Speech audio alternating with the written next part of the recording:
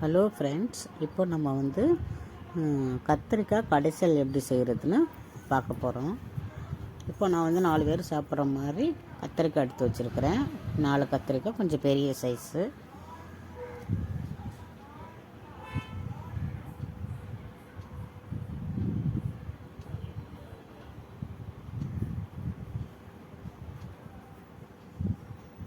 அதுக்கு ஈக்குவலாக நம்ம வந்து தக்காளியும் எடுத்து வச்சுக்கிறோம். இப்போ கத்திரிக்காய் எவ்வளோ எடுத்துருக்குறோமோ அதே மாதிரி தக்காளியும் ஈக்குவலாக எடுத்து வச்சோம்னா நல்லாயிருக்கும்.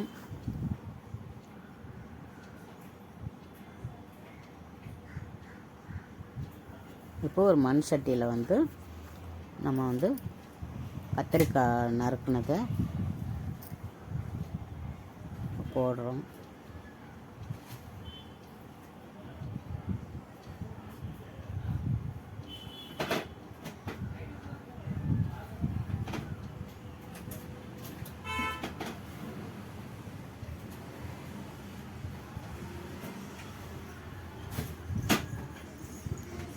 இப்போ 3 பச்சை மிளகா,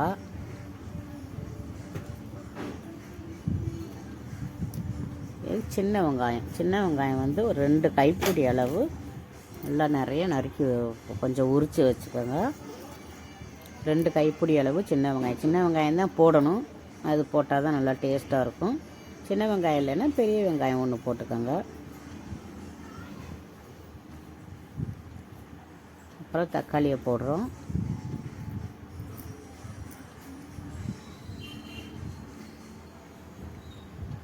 தக்காளி போட்டுட்டு கொஞ்சமாக தண்ணி ஊற்றிக்கணும். நிறைய தண்ணி ஊற்றக்கூடாது.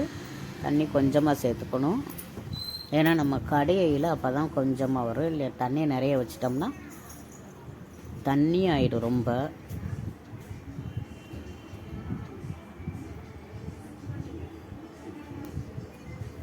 இப்போ மிளகாத்தூள் போட்டுக்கிறோம். நம்ம காரத்துக்கு ஏற்ற மாதிரி மிளகாத்தூள். அதே மாதிரி உப்பு, கல் உப்பு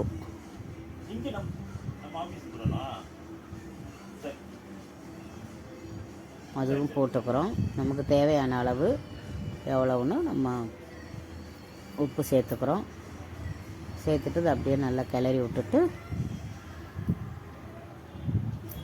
நல்லா அந்த மிளகாத்தூள்லாம் நல்லா எல்லா இடத்துலையும் ஸ்ப்ரெட் ஆகிற மாதிரி நல்லா கிளறி விட்டுட்டு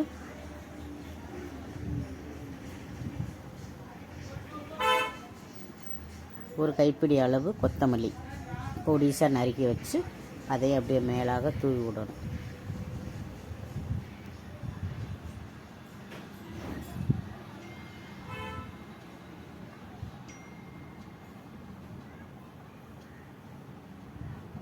இப்போ அப்படியே நம்ம ஒரு மூடியை வச்சு மூடி வச்சிடுறோம். மூடி வச்சு ஒரு 10 நிமிஷம் கழித்து பார்த்தோம்னா இந்த மாதிரி நல்லா கொதி வந்து வெந்திருக்கும் கத்திரிக்காய்.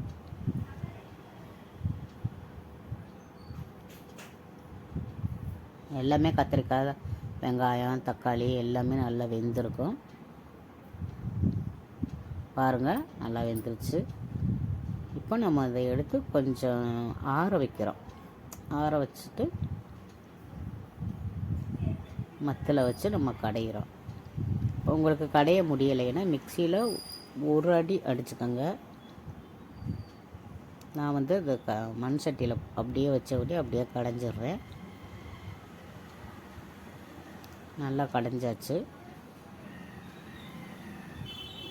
அதுக்கு வந்து ஒரு தாளிப்பு எண்ணெய் வச்சு எண்ணெய் காஞ்சோடனே கடுகு கொஞ்சம் கூட உளுந்து போட்டுக்கணும். அது கொஞ்சம் கடித்து சாப்பிடையில டேஸ்ட்டாக இருக்கும்.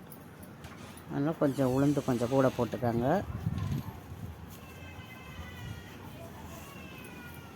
இது வந்து தோசை, இட்லி இது 2க்கும் தான் நல்லாயிருக்கும், டேஸ்ட்டாக இருக்கும். இப்போ சாப்பாடு இப்போ நம்ம தக்காளி சாதம், லெமன் சாதம் அப்படி எல்லாம் சாப்பிட்றோமா, அதுக்கு கூட தொட்டுக்கலாம். அதுவும் நல்லா டேஸ்ட்டாக இருக்கும்.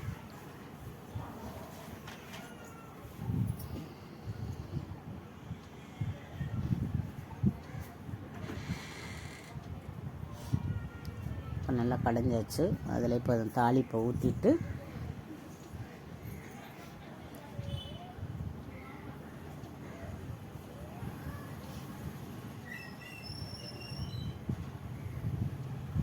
பாருங்கள், நல்லா கடைஞ்சாச்சு. நல்லா இருக்குது, பார்க்கவே நல்லா இருக்குது. டேஸ்ட்டும் நல்லா இருக்குது.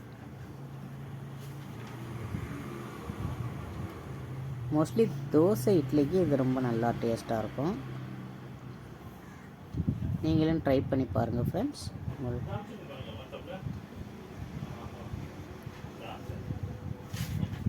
உங்களுக்கு பிடிச்சிருந்தால் லைக் பண்ணுங்கள், ஷேர் பண்ணுங்கள், சேனலை சப்ஸ்கிரைப் பண்ணுங்கள். Thank you friends.